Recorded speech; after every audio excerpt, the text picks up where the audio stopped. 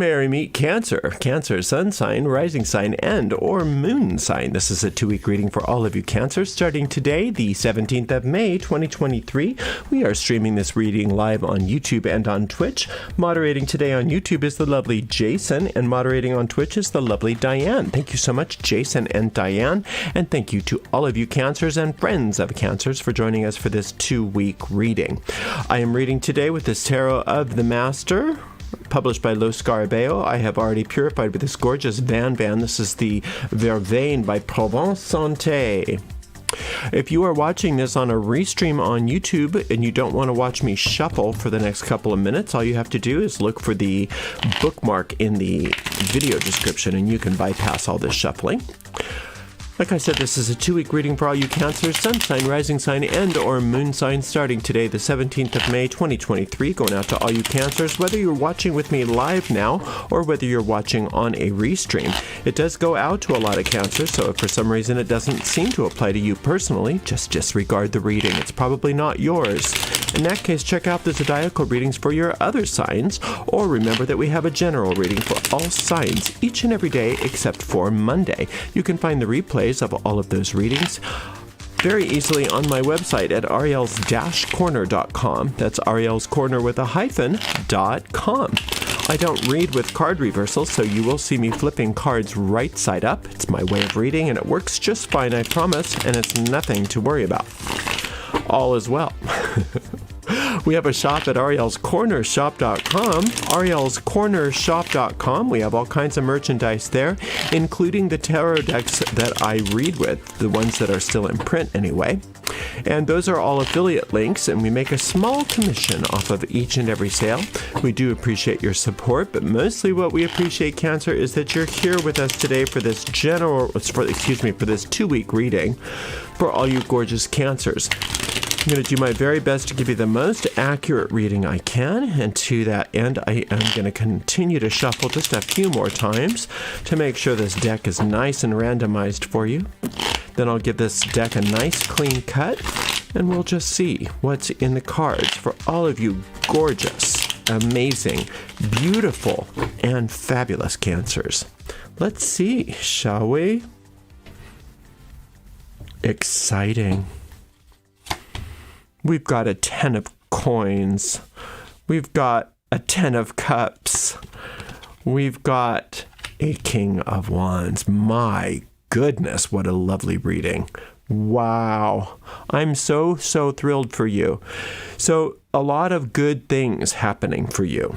A lot of good things should have been happening for you. If that's not the case for you, then rather than assuming that this is not your reading first, before you do anything else, look back and see, wait a minute. Did I have some good things come about? Were there some really great manifestations? Has something worked out for me, maybe financially or health-wise? Right? There's a lot of good. There's a lot of happy endings. There's a lot of potential for happily ever after here. So before you just discount this, I want you to make sure that this is definitely not your reading, because I think maybe it is. The main crux of this happiness comes from you and the fact that you are good at what you do. So you can really look to your own skill set. You can look to your own talents and to your what you practice, what you do, what you've been working on for many of you many years, and you can see, wow, yeah, I'm kind of an expert at something. I'm really good at something. I'm very talented at something, or maybe more than one thing, maybe many things, depending on who you are. And just realize that, just recognize that. Don't allow yourself to look at yourself through other people's eyes. Look at yourself from infinite intelligence's eyes. Infinite intelligence is telling me right now, boy, Cancer's amazing. Cancer's got it going on. So good for you. You've got so much success. The thing about these 10s is that they are such happy outcomes. The 10 of coins, happy outcome in finances and health. 10 of cups, happy outcome in every other area of your life that you can think of. Joy, success, right? So even if that's sort of happening for you and you think, well, it could happen a little bit more or whatever, or even if you really have had some amazing experiences, you want to make sure that you perpetuate that energy. See, because the 10, if you think of the number 10, it's a 1 and a 0. So if you reduce 10, it reduces to 1, which is the beginning of something, and that's fine. But you want to allow yourself to not put, to do that, to allow that 10 to become a 1, so that your greatest successes are a beginning for the next phase of success. And then those successes become a 1 so that they're a beginning. That's how you become happily ever after. Happily ever after doesn't mean everything is just static and you never have a problem and you never grow and nothing ever happens. You're just sitting there bored to tears with all of your happiness. No, happily ever after means that you are in the moment, that you're constantly in the moment. You're not thinking about the past and the future. You are constantly allowing those 10s to turn to 1s so that every success becomes the beginning of the next success and the next success and the next success. I'm going to shuffle and cut a little bit more. I'm being guided to do that, so I got to take my own lesson and listen to my inner guidance. So I hope I'm making sense that you don't want to become like, if something happens, the thing you don't want to do is say, oh, wasn't that great what happened? You want to say, wow, isn't this amazing? This is starting the next thing. I can't wait to see how this expands into even more happiness, into even more abundance, and then when that comes through, you say, yay, I'm so excited. I can't wait to see how this starts to expand. Staying in the moment, staying present in the moment. Okay, we've got 2 knights. Knights are helpers. So you've got some choices to make. You've got a 2 of swords here too. So you've got a knight of swords and you've got a knight of cups.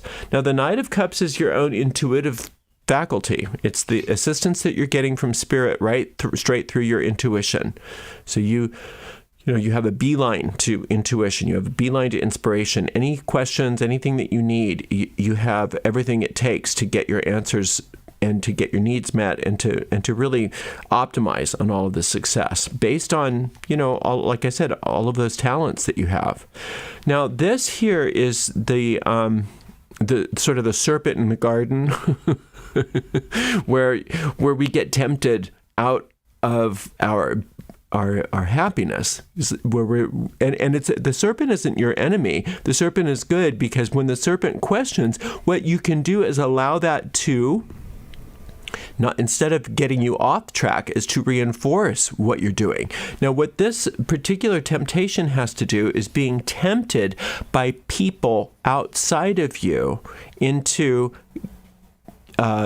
problems. Letting people, this is the wrong kind of help, being helped into conflict, being helped into upset, being helped into anything other than this success that is being very highly indicated in this reading. A lot of success. So that's the kind of help you don't want. And you know what that is. When you get hooked, when somebody just works your last nerve and you're all happy, you're having a great day, and somebody just does something or says something and you're just like, you get hooked into it. That's one way that somebody can help you into problems, because then that starts to upset your day, right? So don't allow yourself to get hooked on any level. You don't want to get hooked by people that upset you, and you also don't want to get hooked by people that charm you. And try to manipulate you. You don't want to get hooked, period. Again, this is not a card that is talking about any particular person out there. This card is about you, not about them. And so it's just that no matter what's going on in our lives, there's always going to be an opportunity for us to get hooked and helped into problems. And it's saying that what happens is when things are going well for us, that's oftentimes when we're the most vulnerable for being hooked into problems, because that's just our own self-destructive tendencies. That's just part of the human condition. But knowing that is power. Knowing that's power, then you're on the lookout for it when it comes, and you don't take the bait. You don't take the bait. And it's telling you how not to take the bait here. This Two of Swords is talking all about keeping mental clarity and focus and staying awake, not allowing yourself to get mesmerized by anything, allowing yourself to stay very aware and awake, moment to moment to moment. And it's recommending some sort of daily meditational practice in order to facilitate that. If you can practice meditation every single day, even for a few moments, you're going to be primed to be ready and able and willing to say no to those temptations, right? Of moving into problems rather than staying with successes. Now, I do have a meditational technique that may help you if you don't know how to meditate. It's called the Magic Minute, and you can find that on my YouTube channel. And it's a very simple but very powerful, very ancient type of meditation that anybody can learn how to do in as little as 60 seconds a day.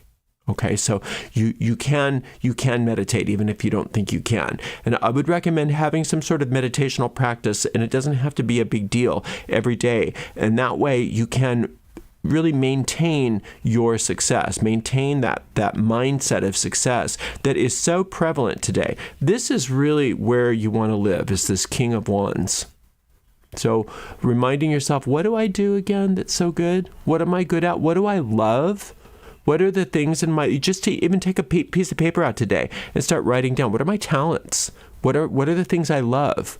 Don't worry about if other people think you're good at them or not, but what do you love to do? Maybe you love to draw and you don't think people have told you you're not very good at it. But if you love it, then that goes on the list, right? Maybe you love to write and people don't think that you're that great of a writer. Doesn't matter what they think, then it goes on the list. Whatever the things that you love to do go on that list. And those actually are your talents, whether you believe it or not. Right? And so this is telling me that some of those talents you've already grown into great skill.